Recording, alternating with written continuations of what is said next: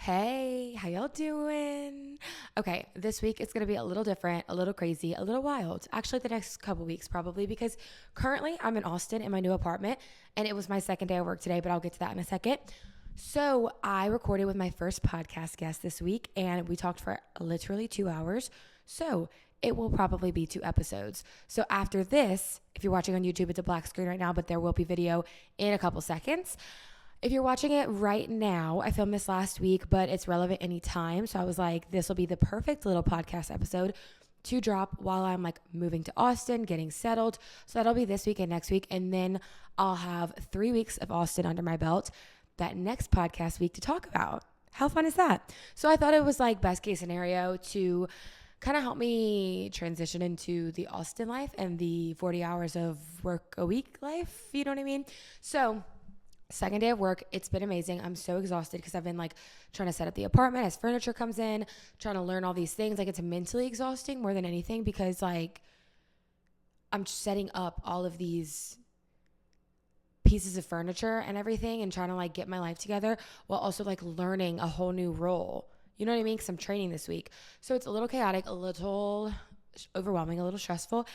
On top of that, I'm trying to edit a 2-hour podcast episode to get out, but I'm dedicated to the craft. You know what I mean. So this week I have Hannah Godchaux on the podcast. It's my first ever podcast guest, and I think it went so well.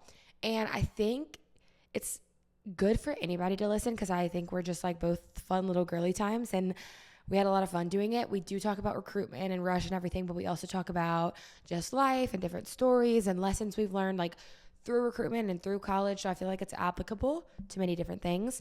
So yeah, so you have to wait a couple weeks for the full Austin recap, but also nothing's happened yet. I've been here for 48 hours, so I don't have much to say right now. But without further ado, here's the episode. Love you guys. Yeah. Toast? Yeah. A toast. Let me make a toast to you. Oh, okay. Okay. This is a toast to Emily and her big next adventure to Austin, Texas. Aww. She's going to be so awesome at her first big girl job ever. And I love you so much. I love you too. That's perfect. Well, everyone, if you haven't caught on by now, I have my first podcast guest, and it is none other than Hannah Godchaux. Hi, everyone. Happy to be here. Okay, so I have Hannah on today. We're going to talk about recruitment and rush and everything, but I feel like a lot of this stuff is applicable to like past, like if you're not rushing or you're not going through recruitment, like it'll just be like also just about us, a little bit about like college, a little bit about just sorority things, like, you know. All the things. Okay, so I think I'm a little nervous right now. I'm nervous too. I keep looking at myself in the camera. I'm like, okay, posture. Like usually I just like start gabbing, but like no, let's just start. there's an audience. There's okay, no one here. So I left off last episode basically telling everybody that I got a job. It posted today, so now people are finding this out like right now as we record. And then tomorrow is my last full day in Baton Rouge. Like I'm like never gonna be in Baton Rouge a full day again as a resident. You know How what do I you mean? feel? I don't know. Sad? It's kind of crazy. My car's packed up. Like I'm ready. I still have a lot of packing to do. Like I have a lot of stuff, but I don't have to move everything because basically like tomorrow's my last day. Thursday, I'm going to Thibodeau to house sit for my mom, and then I'm leaving straight from Thibodeau on Sunday to move to Austin by myself, sleep on an air mattress, start my new job, work the whole week, fly back for my going away party, and then pack the U-Haul and like move for real. You have plans. No, I have plans. You and I'm have kind of stressed plans. about them all because it's like it's kind of a lot. But you can do it. If anyone can do it, it's you. You've always done a lot. You can do it. You too. That's one thing about me and Yeah. Hannah is we both do a lot. Like we'll get into like Hannah's who she is and everything because I don't know if y'all know, but she's amazing. But we'll get into that afterwards or eventually. But I guess that was my life update. First on my list was small life update. So I guess that was my small life update. That was a good update. Yeah. Still moving, still starting a job, still just vibing. And now on to Hannah. So this is Hannah. Do you want to give us a little blurb? Yeah, wait. Keep talking. I need to sip a little bit of wine. Okay. I'm nervous. I'm kind of nervous. Me and Hannah, if you're wondering, are drinking a Sauvignon Blanc with jalapenos fresh. It's my first time. Hannah said it's the drink of the summer. I trust Hannah. She's young, hip, and cool. It is the drink of the summer. I just discovered it. But once you get to the bottom of that glass, it's going to be a little spicy. I see some seeds floating around in there. I know. I catch a seed that's like going to burn. Yeah. So just prepare yourselves. But hi, everyone. I'm Hannah. What do they need to know about me? Like, okay, I graduated 2 weeks ago from LSU. I'm going to law school in August. I was adult to Zeta with my sister, Emily. We'll get into that. I have a dog just like Emily. What else? Like I love to tan. I really want to get into Southern Living magazines. Like I really want to start reading those and, being a magazine girl. And I also really want to become good at wine. I want to become like a sommelier of like my own. I have a book over there on my bar cart. It's called Wine Folly. And it's like all about like reds, whites, where they're from, like what to pair them with. So that's kind of like my big goal for the summer is to get really good at pairing wines and knowing where they're from. I like that. So that's all you need to know about me. She's growing up. Actually. She's an adult. I am. All into wines. No more Fred's screwdrivers onto Sauvignon Blanc with jalapeno. And then the thing about it is, once you graduate from law school, you should treat yourself with a wine trip to Europe.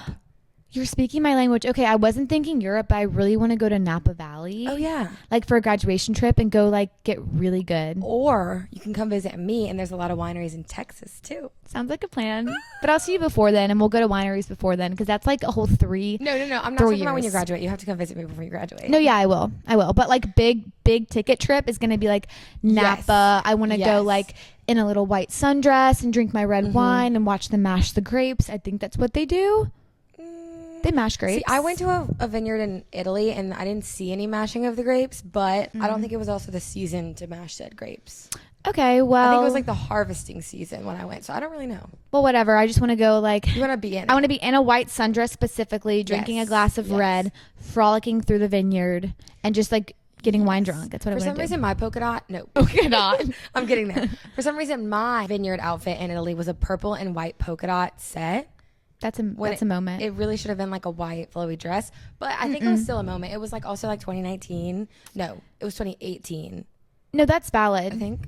That's valid. I wore a white and black polka dot dress for graduation, like instead of a white dress for like my pictures. Because she's different. And I was like different and she's cool. She's not like other girls. I'm not. And it was a moment. Like I really love my little white polka dot moment. I love that polka dots are coming back actually. Me too. Polka dots and stripes are I'm really loving those right now. Yes. And they have to be like a certain type of like, not font, but like style. It's very easy to get chuggy. Yes. Very easy to get chuggy. That is the magical word. But anyway, so I wanted to talk about how me and Hannah met.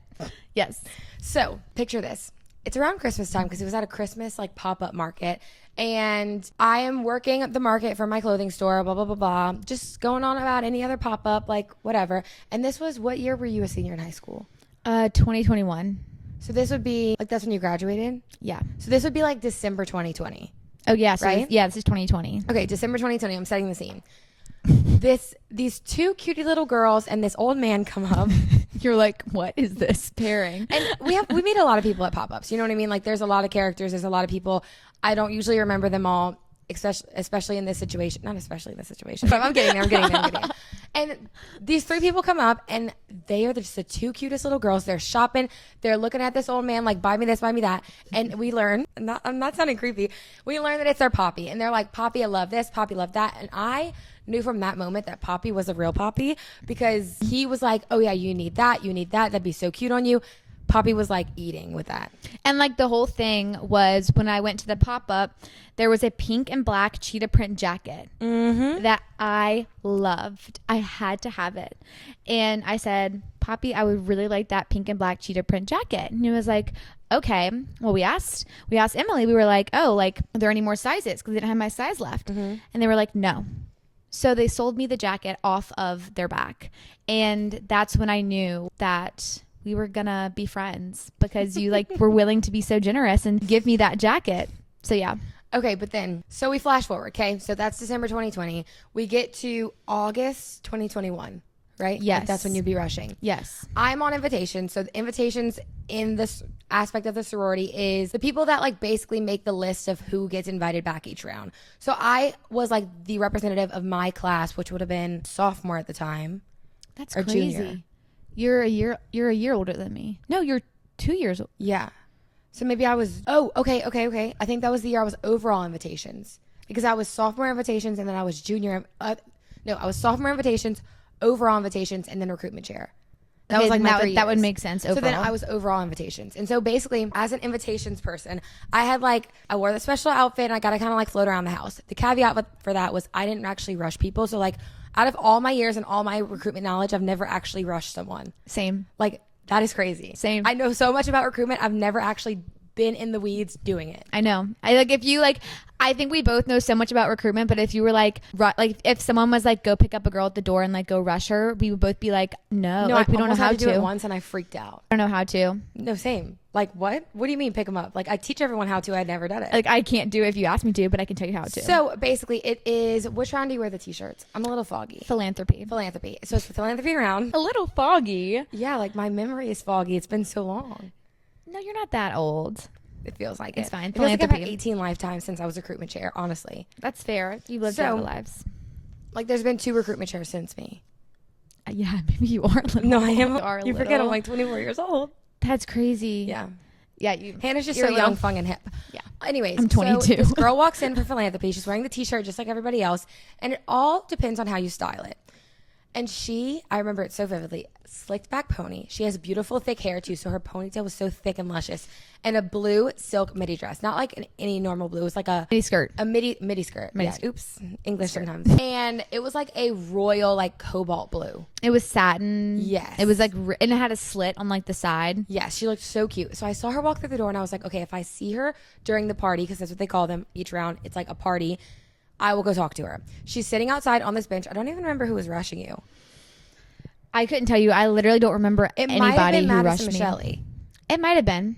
I don't remember anything. Like, that was such a blur to me. I remember you were sitting in the back left corner of the DZ courtyard on the bench with, I think, Madison Michelle, who's another girl in DZ. Shout out Madison. And no, literally name dropping. Sorry.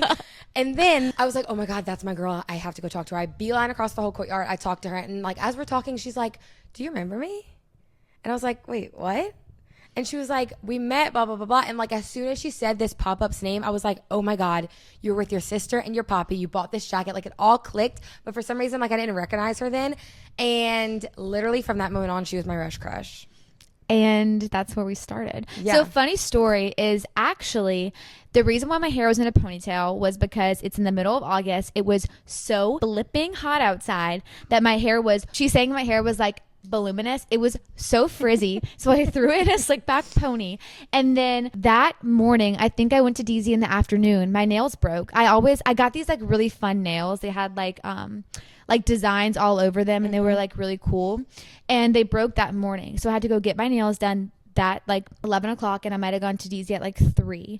And then my skirt, I was sweating so much that like you could see it on my satin skirt and it was wrinkling. So like, it's funny to hear you say how like slay I was basically, but in my head I was like, this is the worst I've ever looked in my life. And that year our shirts were white. So when you were sweating, you could see like everything. And that's actually a good point, is that like, when you're rushing, you're outside, you're gross, you're hot and sweaty. And when you walk through that door, you just have to pretend that none of that matters. And you're like a perfect little princess. Yeah. And I think that's really important to know. It's just like really like when you walk in, like, and you just like, you have to be excited to like meet everyone. Like every single time you go into a house, like you're meeting someone new. It's so exciting. And I remember whenever like I saw you and like you remembered me, I was like, oh my gosh, I'm the coolest girl right now. I was like, doesn't matter if my hair is frizzy. It doesn't matter if my nails were chipped. Nothing. Like, she knows me. Like, I'm cool. I was in like a white dress and heels that day too. Yeah. Like definitely overdressed, but it's whatever. But like, you're always overdressed. Like, you'd rather be overdressed than underdressed. Correct. I was like shopping at this boutique one time in high school and they literally said, like, I was like, is it going to be too dressy? And they were like, it's better to be overdressed than underdressed. And I've lived by that ever since. And that stuck with you. Because I wasn't as bold in high school. Like, I was like scared to dress like crazy and fun. Really? Yeah. Like, my homecoming suit was probably like the most basic, boring. What it looked like? One ever. It was, you've probably seen it a million times. I saw it a million times just that year and since. Like, it was terrible. And it was so not indicative of my style. I think I was just like so stressed because I was like really tall in high school and I was like bigger than most of my friends. So I think dressing kind of crazy was like not in the option for me because I wanted to like just like blend in. Yeah. You know? So I didn't dress like fun and crazy and funky and fresh like I do now. Now I don't care. I'm glad that you have had a like mindset shift because you're so awesome. Oh, thanks. You're welcome. Yeah, I definitely don't care as much what people think these days. Well, it looks good on you. Thanks. Okay, so that happened. We met during Hannah's recruitment. she ended up coming DZ. I like popped in on her round in pref too. Like, you guys, I was thinking I sealed the deal. I was like, this girl's coming DZ. She's my rush crush. By the way, if you don't know what rush crush is, it's basically like the girls that are like in the sorority already usually like take a really strong liking to someone in the rush process, or like someone they already know that's coming through, and we like joke and call them like our rush crush. Rush crush. Rush crush. Kind of hard to say. It is. So like you could have multiple, but like Hannah was my main one, and I think I had like a couple like secondary ones. But Hannah was my rush crush, and I needed her in the sorority, and so I popped in on her pref round because I really just thought we connected, and I thought it worked that I popped in on her pref round until what was it, like 1 or 2 years ago? This was, I think it was last year, because I just started like feeling comfortable enough to tell people and be very honest. Recently. Hannah drops a bomb on me. Why don't you tell us, Hannah? So I actually... You don't have to like name drop if you don't want. No, I'm not going to name drop, but like I actually didn't put DZ. Like you rank, like when like you, like the last round of recruitment, you can have up to 2 houses left. And I actually did not put DZ as my first choice. I put another house as my first choice. Color me shocked. So what happens is basically like recruitment is like, there's like another, it's, I forget what it's called. I forget what the name is called, but on the other side of recruitment, there's like a person like who's specific to LSU who works on matching every PNM, which is a potential new member, which is a freshman going through recruitment. They work on matching every single freshman to a sorority. And they call it maximizing your options. If you put 2 out of 2, if you visited 2 and you rank both of them, then you will be going to one of that. Like you will go to. Like you'll get a bid from a sorority. You'll get a bid, yes. But the problem comes in is if you only rank 1 out of the 2, then you put yourself at a risk for not getting a house, period. Yeah. So I really like the 2 houses that I pref with, DZ and another one. But the reason why I didn't put DZ first is because I had a lot of friends in DZ. Madison Michelle, shout out again. We did center stage together forever. And so she was in DZ, and then I met all of her friends through DZ. So I kind of was like, I don't know if I feel so comfortable here and then like you talking to me, and I was like, I felt special. I was like, I don't know if I like DZ just because I know people and that's why I feel more like instantly comfortable, or if it's just like I'm meant to be here. So I didn't put DZ number 1. I put another house number 1. But I still really love DZ. It wasn't because the thing is if you rank 2 houses, then that's basically you saying that you have to like, you would be willing to accept a bid from either house on bid day. So like if I ranked DZ number 2, which I did, and I got DZ and I didn't want to be a DZ, I'm screwed. Like I can't go through recruitment the next year because I said that I'd be willing to take a bid from DZ. Does that make sense? Yeah. So I still really love DZ. I think we would bring up that point. That's a really good point to bring up if somebody's rushing. No, yeah, that's maximize your options. That's so important. That's like a lot of the things but also maximize your options, but also don't maximize them if you would not be willing to go to either house, you know? For sure. So it's kind of like a double-ended sword. Like, yes, maximize your options if you love alpha, beta, pi, and kappa, beta, gamma, but don't do it if you don't like kappa, beta, gamma, because then you can't rush for a whole nother year. Yeah. If you do that. It's so weird. Like there's so many weird logistics. But yeah, I didn't put DZ number 1, but I'm so thankful that I did because I love it. It all worked out. And that's like a main thing that we're going to talk about later today is like you always kind of end up where you're supposed to be, and you might not see that in the moment, but you always see it later down the line. And so many things happened during recruitment week for me, but like when I was rushing, I'm talking about, but like I know I was supposed to end up in DZ and I did. You know what I mean? So with all that being said, what are our qualifications? Why are we talking about this? So I'll start off basically. Yeah. So I was saying earlier, I was sophomore invitations my sophomore year. So I was elected by my class to represent them in the decision making of who we should invite to the next round. So that's why we call it invitations. Every sorority does it slightly differently, but like everyone has like the same general process because we have to adhere to the standards set by PHC. So sophomore invitations, and then I was overall invitations. So over the, I guess, sophomore chair, junior chair, and then there's not usually a senior chair, or is there? I don't know. Senior, I think, is overall. Or I think there might have been a senior and an overall, but there was no senior that wanted to be overall. So that's why I got overall my junior year. Congrats. Woo! But I also just love recruitment, and everybody knew that about me. So then I was overall, and then, oh my God, wait, that was, okay, quick little side note. I've talked about this online before. I was over all invitations because I couldn't be recruitment chair that year. Like, I was a shoo-in to be recruitment chair. I was going to be the young recruitment chair, whatever. And then I almost got our sorority kicked off of campus. That's a whole nother story. Don't listen to me. I ended up being fine, but I did almost get expelled from LSU. That's another podcast That is episode. a whole other podcast. I do have a Get Ready With Me on that somewhere. It's on my TikTok page if you really want to go find it. Anyways, so that's why I was over on invitations. And then finally my senior year, I got to be recruitment chair. And that was a whole other task. But as recruitment chair, I got to pick my assistant. And guess who I chose? Me. Hannah. So Hannah was my recruitment chair assistant. And so like just our love of recruitment just all came together as one. And then Hannah went on to like one up me a million and decided to No, but I owe you. rule the world. But I owe you. Like, so I went through recruitment my freshman year and then my sophomore year, like how me and Emily were both saying how we've never rushed someone. It's because my sophomore year, I was Emily's recruitment chair assistant. So I just kind of like followed around and like was like, do you need anything? And just like got to like walk around and float and talk to all these different girls.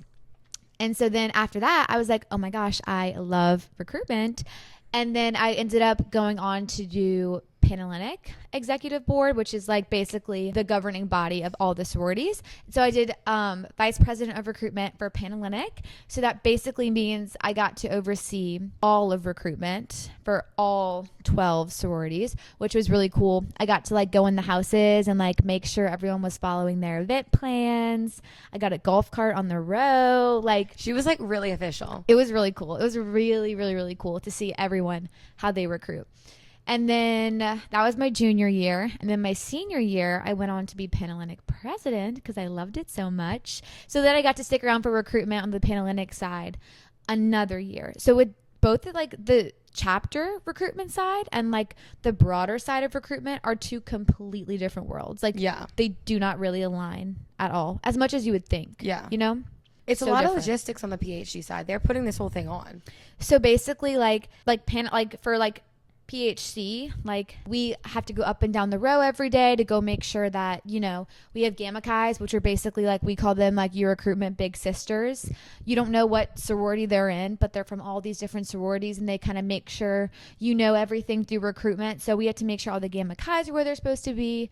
We have to get the list from chapters of who they want back for different rounds and give them those two. That's what it's called, RFM specialist, and they have to like run those numbers. It's a lot of crazy stuff, and it's like a lot of crazy late nights, but it's so fun. It's kind of crazy doing recruitment. Like, potential new members don't realize like chapters, like especially like people in like your position, like on recruitment team, they don't sleep.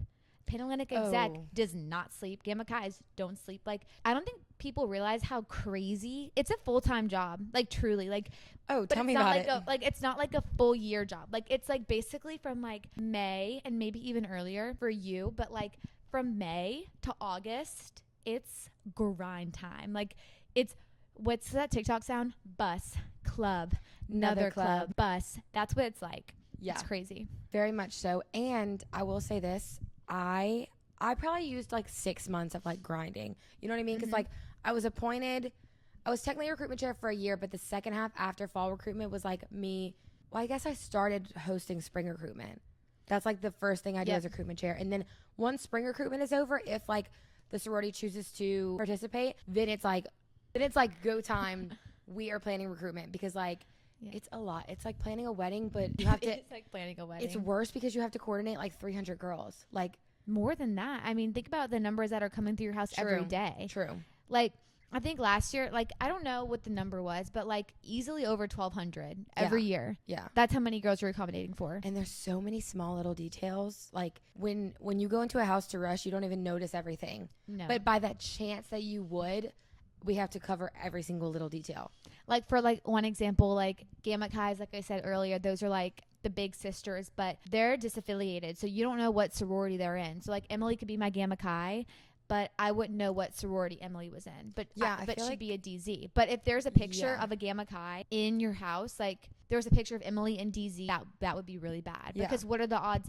But also, like, what are the odds that a girl would go look at that and be like, that would note, like she would notice. It's probably like a tiny picture, but it's little things like that. And you know what's so funny is when I was a freshman, and I feel like we can like explain the whole Gamma Chi thing anymore, like more, because like it brings a lot of comfort.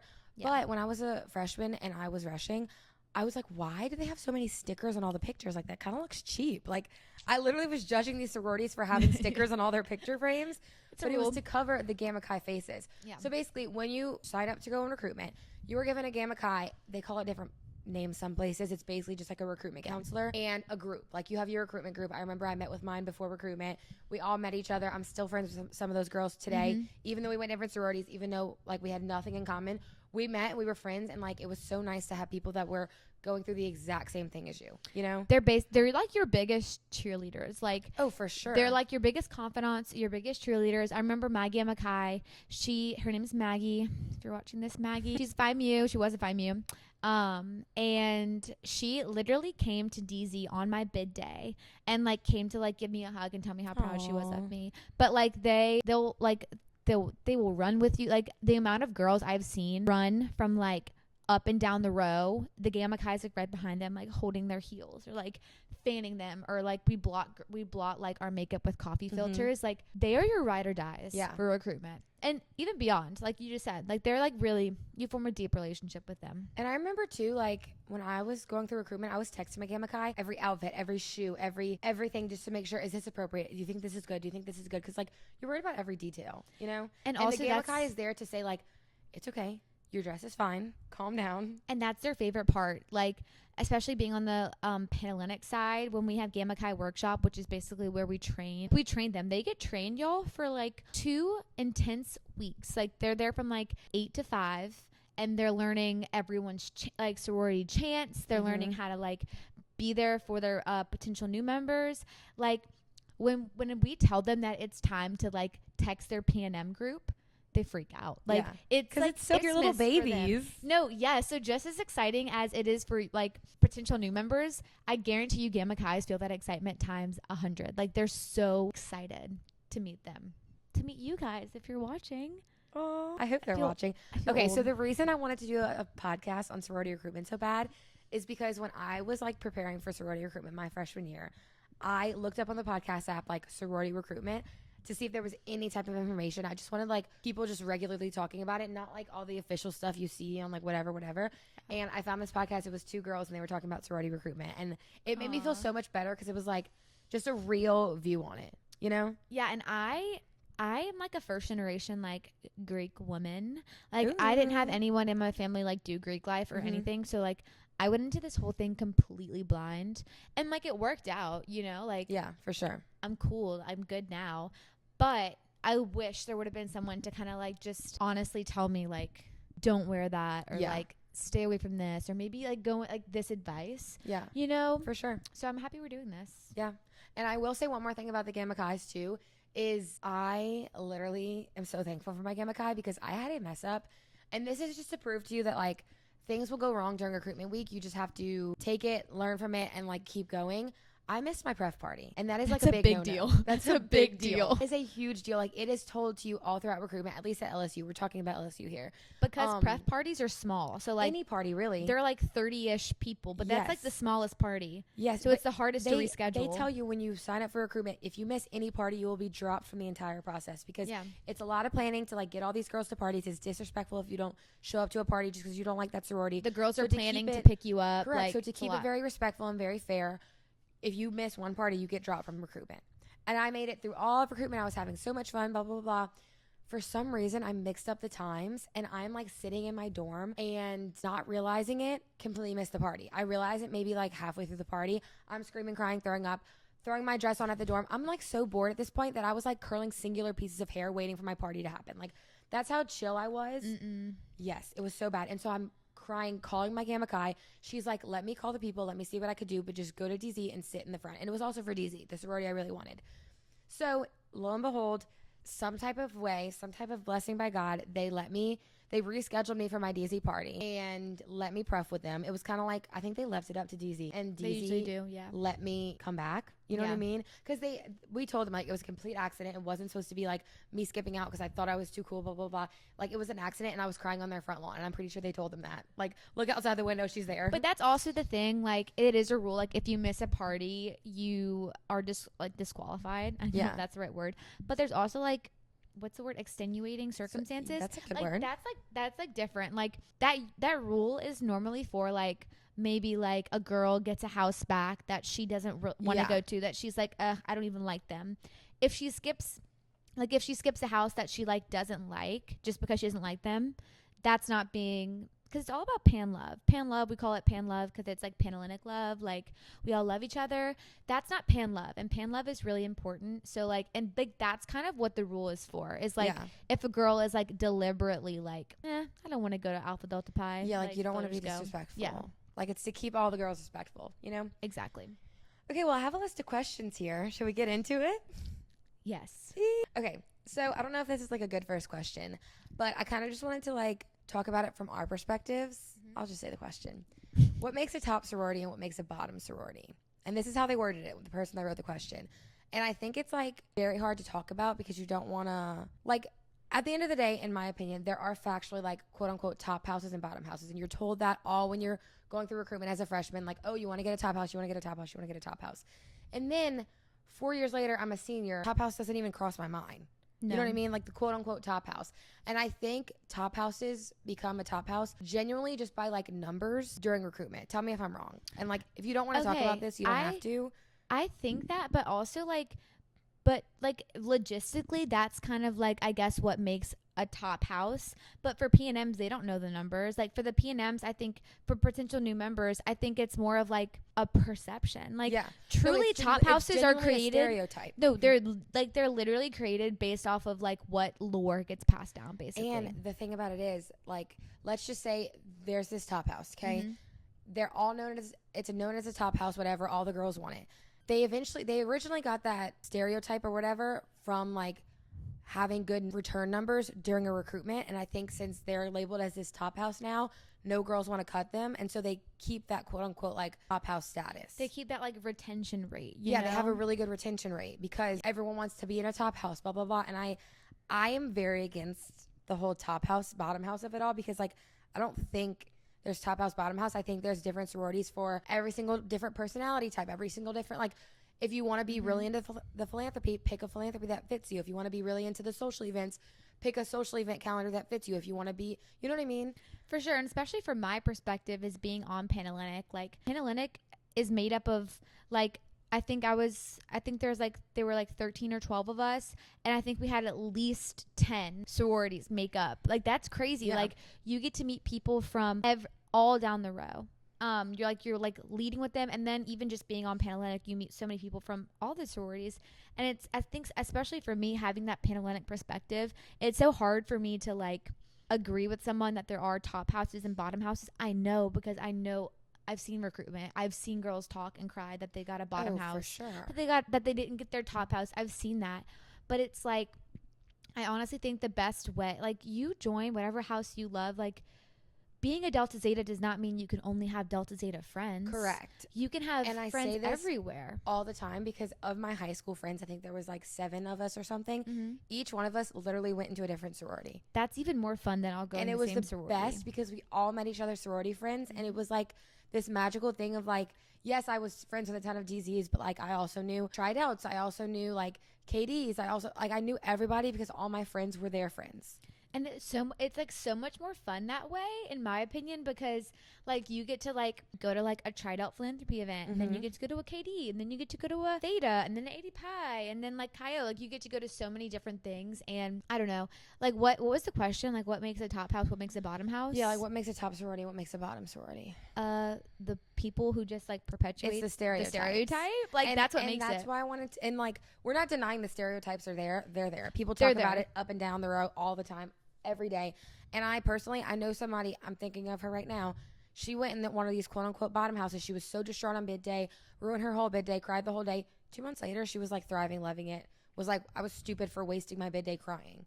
You know what I mean? It's just hard because like society puts these like expectations on everything, blah, blah, blah, blah. And like you feel like you need to be like in the best sorority to prove this, prove that. And it's like, that's not the point of a sorority. The point of a sorority is so you can meet people that are like you, that you want to hang out with, that you want to be friends with. Because if you fake your way into a quote unquote top house, you're not going to be happy there. And all of them are so different. I couldn't name one LSU sorority that is like similar to another one. Like they're so different, and like they're made that way for a reason. It's because we're all different people to all find our different places. Yeah. So that answers that question. Yeah. Okay. Will being a legacy get me an automatic bid? I'll tell you the short answer, no. No. Womp womp. I know. And it's basically like, I think used to a legacy would get an automatic bid, but I think times We're are changing. moving so far away from that. Yes. It's not a good situation, you know? So, but just, Yeah.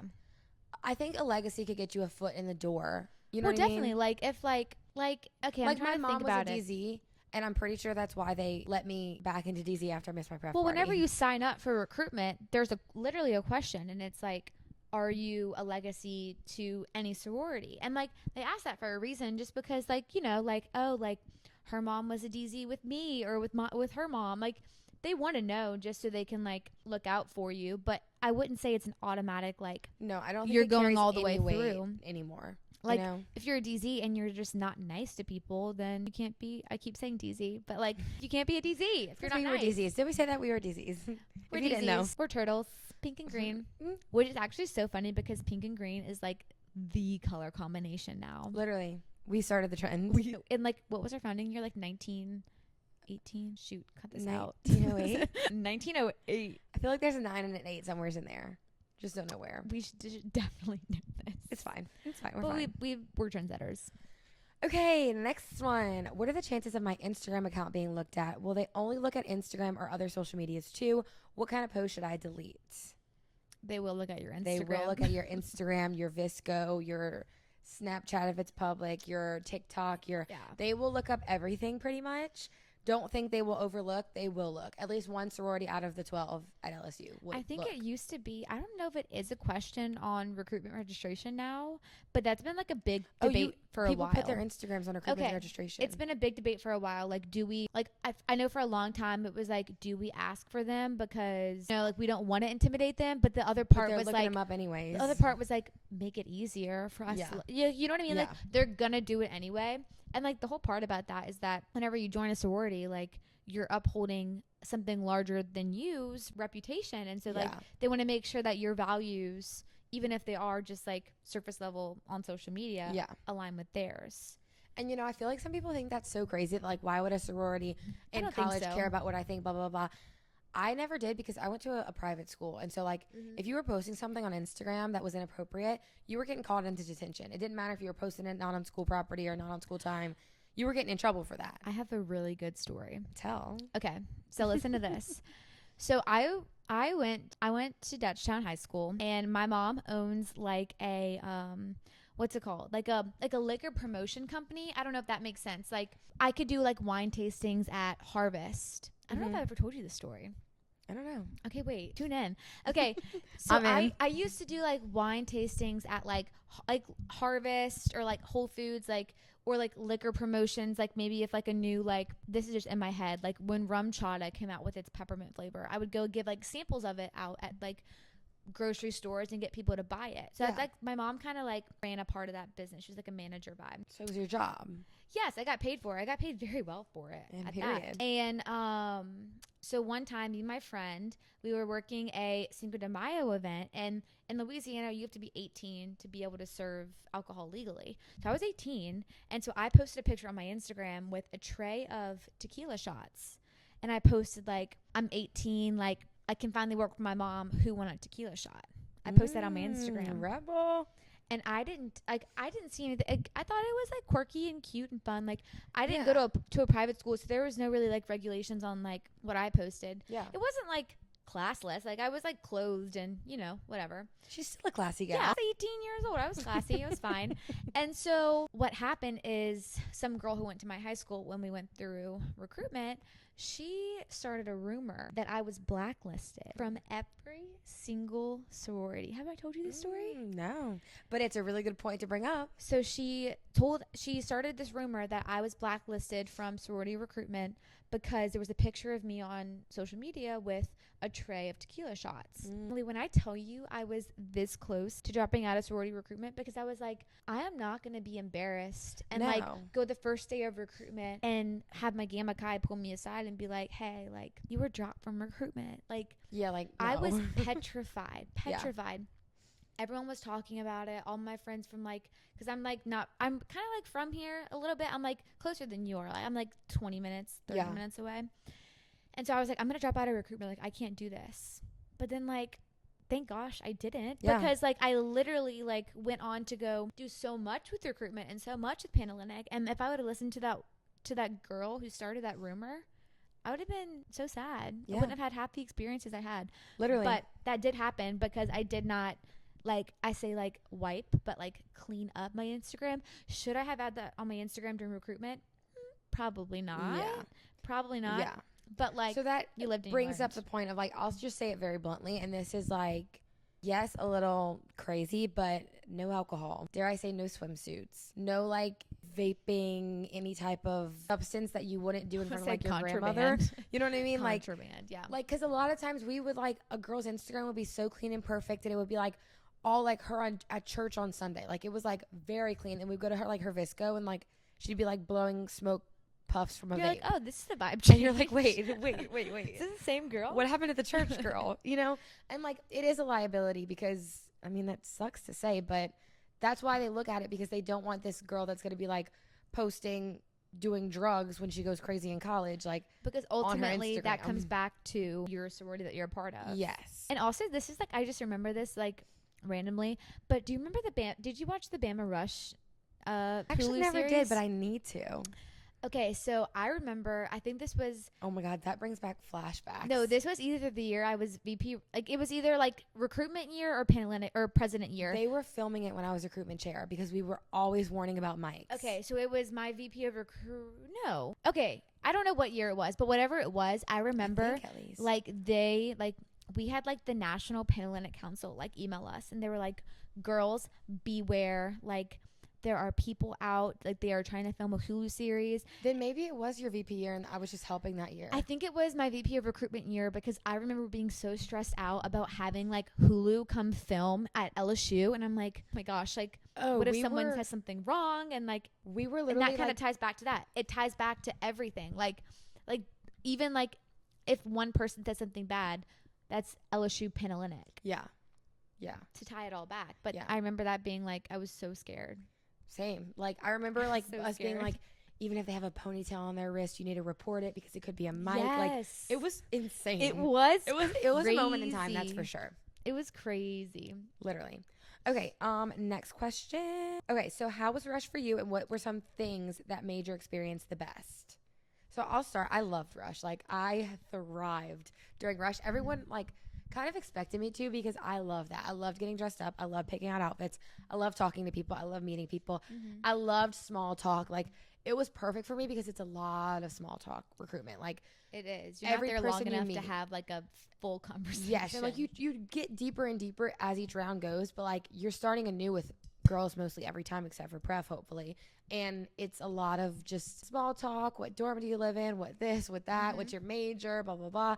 And so it's a lot of small talk, but I loved it. I loved it. I think that was like my favorite, like, and I think that's why we both went on to do such like recruitment related activities, is Yeah. because we both loved and thrived during recruitment. So I actually had a crazy recruitment year. You definitely remember. Mine was the hurricane year.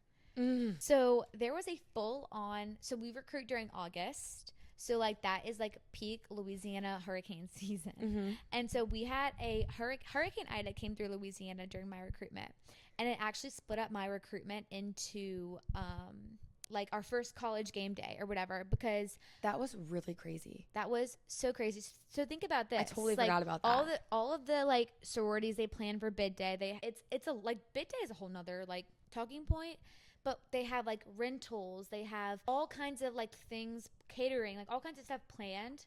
All of that went to the wayside when Hurricane Ida came, because like we got postponed. I think it was like a week or maybe a week and a half or something. Yeah. It was I don't really enough know. time for me to finish recruitment, have the hurricane. My home got destroyed because it was really bad on Thibodeau. Yep. Go home, help my parents pick up, go to LA for the LSU versus UCLA game, and then come back, finish recruitment. Because I remember, so my family evacuated. We evacuated to Texas or something Okay, like hold that that. thought. Oh, hold that thought. Continue. Okay, so my family evacuated to Texas, and I also have another crazy story that I don't think I've told you. But I'm just learning all the new things today. so where we're at now, this is like my home. I've lived here since my freshman year of college. We used to be neighbors, but We used to be Then I neighbors moved. for like a year. So I lived here for a long time. And so during Hurricane Ida, the power didn't go out here, but it went out everywhere else. So all of my family stayed at this little condo. Oh, that's fun. With me. My Mimi, my poppy, my mom, my stepdad, my sister, my brother, and my mom had 3 dogs, and then that was it. But it was a lot of people for this little 2-bedroom condo. Did you have a roommate at the time? No. Oh, thank God. No. That would have been awkward. I did not have a roommate. Hey, roomie, fam's coming over. Fam's coming over. So it was crazy. And I would go to, there's like a local coffee shop called Lighthouse Coffee. I would go to Lighthouse Coffee a lot and like, you know, just escape from the world, do whatever. And I was at Lighthouse Coffee and there was a recruitment chair at Lighthouse Coffee. Did you know which sorority or no? Uh-huh. How'd you know it was a recruitment chair? Like you recognized her? I recognized her because she had come to talk to me during a round of recruitment. So you met her. Okay. Yeah. So I knew her. her. God, how awkward. No. I made this my moment. Oh, so we were we were off of recruitment for a week, right? So like I was like, oh my gosh, she forgot about me. I have to make her like remember me. So I went to Lighthouse Coffee and it was like 8 p.m. at night. What did I do? Ordered a coffee. And I said, hey, when my coffee is ready, I need you to call me with my full name, Hannah Godchaux. So I'm sitting at Lighthouse and they're like, Hannah Godchaux? And I pretend like I don't hear. So they have to say it again. Oh my God. They're like, Hannah Godchaux? And I like get up. I'm like, it's me. And then she looks at me and I'm like, got her. So did you got talk? her? No, I didn't want to talk. You're not allowed because to. it's technically like it was. That's what I'm saying. It and was that so really weird. blurred the rules too, because technically you're not supposed to talk to active members when you're Yes. rushing. Actually, active members aren't supposed to talk to you really, and so that just like blurred every single line there was because there was a whole week of time. And there was a When game we've already day. met Do you remember people- that? I'm remembering now. There's a game day. So we had preference. Did you which go is like to game day? Yes. So we had preference, which was like the last night of recruitment. So basically, after that night, everyone had submitted what house they wanted, right? And then Saturday was a game day. It was our first game day at home. And then Sunday was bid day. So my first game day was so weird because usually like once you join your sorority, you have your first game day. So you That can go is like so weird. hang out with your sisters or like Yeah, like the Yeah. Year, the people a year older than you would usually take you to like what frat they usually hang out with. yeah, or they do like they a kinda, game like, day guide you brunch, through the day. the ins and outs because Yeah. it's scary. Like you That don't want to is go to a frat terrifying. tent. And so I remember my first college game day, like if there was someone with a sorority pin on, I would literally like look at them and look away because there was a rule, like there is a rule like you can't talk to anybody. Like it's considered like dirty rushing basically. If you break silence, you know? And so my first college game day was so awful because I knew all I had was like my high school friends. Yeah. And like it was kind of like awkward and weird. No, that's definitely scary. Yeah, that was a tangent, but it was really I'm pretty weird. sure I went with all my DZ friends. No, and I remember like anybody I saw with like a DZ pen on, I was like, look away. Don't look. Hide. No eye contact. No, yeah, and it was weird. I'm like, if someone would like talk to me and be like, I like your skirt, I'd be like, thanks, run away. I was scared. Damn. I was scared. I was a rule follower. I am a rule follower. So. Yeah. Me too, to a certain extent. Sometimes I get a little brave, but No, and yeah. sometimes I get my sorority almost kicked off campus. So Sometimes. I guess there's a range. Maybe It I'm not a depends. rule follower. But also like another story is whenever after bid day, Emily invited me over to her house to do a Marin photo shoot. Okay, I didn't know where that was going because the year before when I invited people to my house, I No. had a party that No, this I was was like, you clean- weren't invited to the party, This right? You're was- too young. This was clean fun. Okay, this This is good. was- Nice, clean fun. Emily invited me over to her house to do a Marin photo shoot. And That's how I bonded with the younger generations No, in and DZ. I I don't would just think- invite them to come do a photo shoot. I don't think you understand how like my ego was blown through the roof.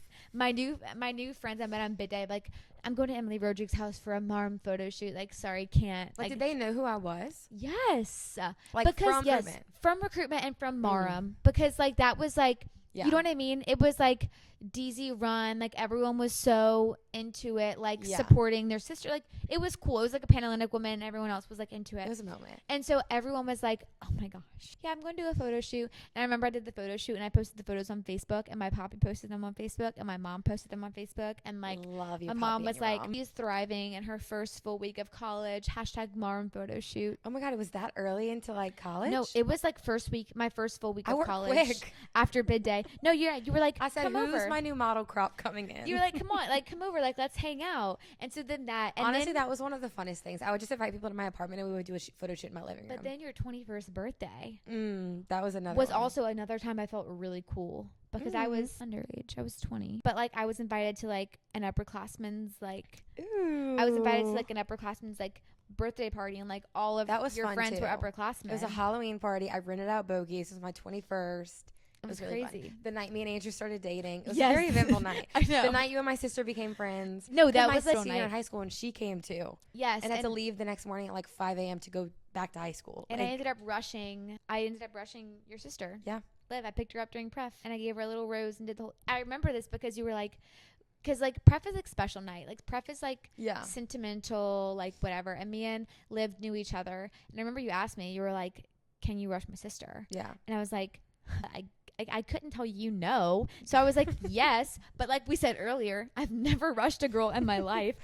But pref's a little different. Like, you don't have to do like all the typical stuff during It is pref. different, but like standing on the stairs and like doing the whole pickup thing, like It's like slow and emotional too. I didn't know. Yeah. I didn't know anything. And so like I did pref Liv, and hey Liv, if you're watching. Yeah, because I couldn't rush her because I was speaking Yes. during pref. And I made it a point to like get her like the first one into the room to like sit in the front for you, so like y'all could have like a little intimate sister moment. Like I was Good times. I was Yeah, like, because no. also my sister was rushing when I was recruitment chair. Oh, this is what I wanted to mention earlier. There's going to be rumors. This person's blacklisted. This person's blacklisted. This person's blacklisted. yeah. Nobody ever really knows. Like, if Also, you hear blacklisting like, really isn't a thing anymore. No, it's not. And like, you have to do something. You basically have to murder somebody to be really blacklisted by every sorority. You have to do something like obviously terrible. You know what I mean? Like, there was rumors my sister was blacklisted because I was recruitment chair. No. You know what I mean? And I was like, that's BS, because I'm friends with most of the other recruitment chairs, and I don't think they would blacklist my sister. And it's Like, they would at least give her a chance. It's Blacklist really means hard. like you're not going at all. Like, they're cutting you before they know you. You know what I mean? Yeah, I And, like, agree. Murder is a good reason to be blacklisted. You hear, yeah, correct. Like, valid. if you hear like, oh, you might be blacklisted from blah blah blah, ignore it. Try not to let it get to your head. I know it's human nature to like let it get to your head, but just try your best not to. And also, it's probably your biggest enemy making up those rumors. So don't let the haters get to you. Yeah, that's all I have to say. Pretty much. Also, I think it is important to note too, if you live in the town that you're rushing in, I wouldn't go out for the couple months, like to the bars, a couple months leading up to. No, that's a big deal. I mean, like some sororities are are so crazy, they literally send spies to the bars to see if there's going to be like PNMs there. You know what I mean? Like, it's not worth it. Like, just wait till you like rush a sorority, then you could go out all your little heart desires. You know? I agree with that. That's a random little tidbit. I agree with that. Okay, next question. Yeah, I agree. I agree. Second that. Okay, let's see. Kind of losing my spot. Okay, you guys, that is all for this week's episode. Part 2 with Hannah will be continued on next week. I just don't even know if I can like physically upload a 2-hour podcast, so I cut it into 2, and it gives me a little more time to settle into Austin, because y'all are so understanding and sweet, right? Right. Okay, well, I love you guys so much. I will talk to y'all next week. And yeah, thanks for listening. Thanks for watching. Love you.